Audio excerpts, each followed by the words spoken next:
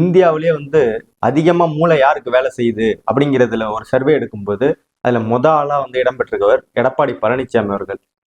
நம்ம ஒரு கேள்வி கேட்டோம்னா அதுக்கு வந்து அப்படியே அருமையான ஒரு பதிலை கொடுக்கக்கூடியவர் அவரு. இன்னைக்கு ஒரு பதிலை கொடுத்துருக்காரு. என்ன பதில்னா, டிவிகேவுக்கும் டிஎம்கேவுக்கும் போட்டி அப்படின்னு கேட்குற கேள்விக்கு வந்து கிடையாது.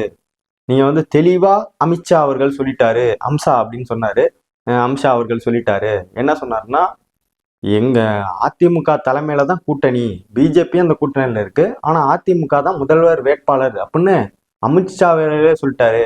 ஆனா முதலமைச்சர் மு.க.ஸ்டாலின் வந்து என்ன செய்யறாருன்னா, எதுக்கு பிஜேபி வந்து தேவையில்லாம திட்டுறாரு, நம்மளுக்கு கோவம் வருது. பிஜேபி இது மாதிரி ஒரு பதில் யாராவது கொடுக்க முடியுமா? இப்ப பிஜேபி வந்து மாநிலத்துக்குள்ள உள்ள ஒரு கட்சின்னா நம்ம வந்து பிரச்சனை கிடையாது, நீ எவனோட வேணாலும் கூட்டணி வச்சுட்டு நம்மளை மீறி ஒன்றும் பண்ண முடியாதுன்னு இருக்கலாம். ஆனா மத்தியில ஆட்சியில இருந்துக்கிட்டு இந்தியாவையே ஏழ்மையா வச்சிருக்கக்கூடிய அந்த பிஜேபியோட கூட்டணி வைக்கிறதுக்கு இந்த கட்சியால மட்டும்தான் முடியும் அப்படிங்கிறத நிரூபிச்சது மட்டும் இல்லாம எடப்பாடி பழனிசாமி அவர்கள் நிறுவன தலைவர் எம்ஜிஆரா இல்ல மோடியா அமித்ஷாவா அப்படிங்கிற அளவுக்கு இந்த கட்சியை கொண்டு போய் நிப்பாட்டிட்டு எவ்வளவு ஒரு அறிவுபூர்வமான பதில கொடுக்குறாரு.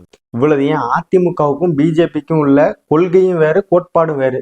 ரெண்டு பேருக்கும் ஒத்து போற ஒரே ஒரு கொள்கையும் கோட்பாடையும் சொல்லுங்க, நாங்க ஒத்துக்கிறோம், சரி நீங்க கூட்டணி வச்சுக்க, நீ எப்படி வேணாலும் போன்னு விட்டுறோம். இல்ல ரெண்டு பேரும் வந்து கூட்டணி வந்து வைக்கிறதுக்கு ஒரே ஒரு நல்ல விஷயம் வந்து தமிழ்நாடுக்கு பிஜேபி பண்ணிருக்கு அப்படின்னு ஒன்னே ஒன்று சொல்லுங்க.